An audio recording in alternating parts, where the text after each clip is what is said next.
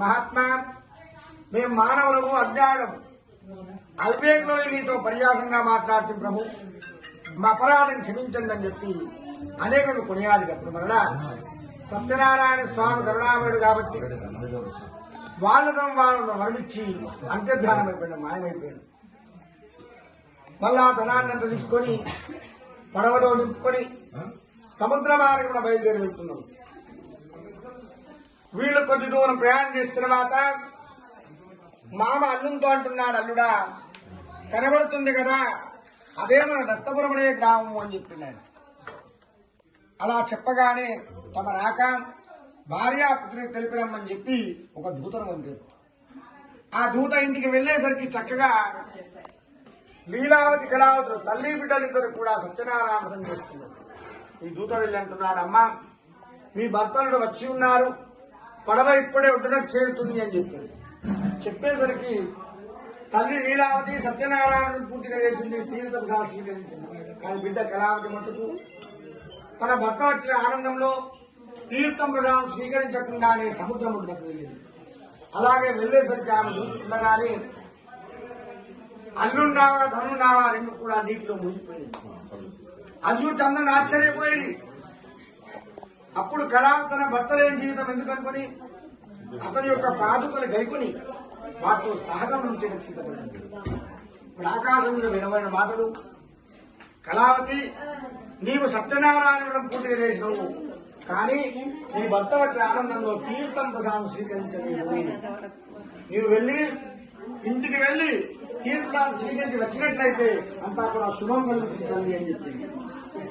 చెప్పేసరికి పరుగున ఇంటికి వెళ్లి తీర్థం ప్రసాదం స్వీకరించి వచ్చేసరికి అల్లున్నావా ధనున్నావా రెండు కూడా ఒడ్డున చేరి ఉన్నాయి.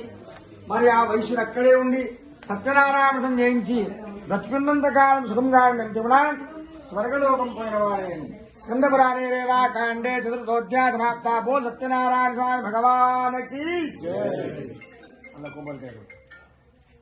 పడుతున్న కష్టాలను చూచి వీరికి కష్టం తరునని ఆలోచించుచు సరాసరి వైకుంఠానికి వెళ్ళింది.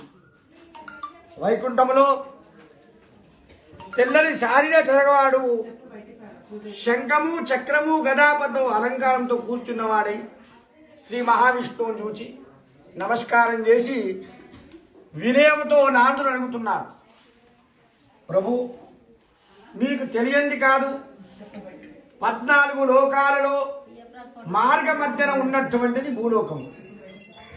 మరి ఆ భూలోకంలో మనుష్యులు అనేక విధాల కష్టాలు అనుభవిస్తున్నారు. వాళ్ళ కష్టాలు పోవడానికి ఏదైనా ఉపాయం ఉందా అని మరలా శ్రీ మహావిష్ణువు చెప్పసాగింది. నారదా, నేను చెప్పేది శ్రద్ధగా వినని చెప్పసాగింది. మనిషి యొక్క కష్టాలు పోవడానికి ఒక వ్రతం ఉన్నది, దాని పేరే రమాసహిత సత్యనారాయణ వ్రతం అని చెప్పిండు. అలా చెప్పగానే నారదుడు సంతోషంతో కొద్ది దూరం ప్రయాణం చేసిండు. ఇప్పుడు మళ్ళా గుర్తుకు వచ్చింది నారదుని, స్వామివారు నాకు సత్యనారాయణ వ్రతం చెప్పినాడు, కానీ ఆ వ్రత విధానం నాకు చెప్పలేదనుకుని మళ్ళా ఆ స్వామివారి వద్దకి వెళ్ళి సాష్టాంగ నమస్కారం చేసి అడుగుతున్నారు, స్వామి మరి వ్రతమైతే చెప్పినారు, కానీ వ్రత విధానం ఏమిటిది, ఈ పూజను ఎట్లా చేయాలి, ఎప్పుడు చేయాలి, అదంతా కూడా నాకు సవిస్తారంగా తెలియజేయండి అని కోరింది. అప్పుడు శ్రీ మహావిష్ణువు అంటూ, నారదా నేను చెప్పేది శ్రద్ధగా వినని చెప్పసాగింది. సత్యనారాయణ స్వామి వ్రతము కలియుగమునందు ప్రత్యక్ష ఫలమైనది. ఈ వ్రతాన్ని చైత్రమాసమందు గాని, వైశాఖ మాసమందు గాని, మాఘమాసమందు గాని, సంక్రాంతి దినం కూడా ఆచరించవచ్చు. కష్టాలు సంభవించినప్పుడు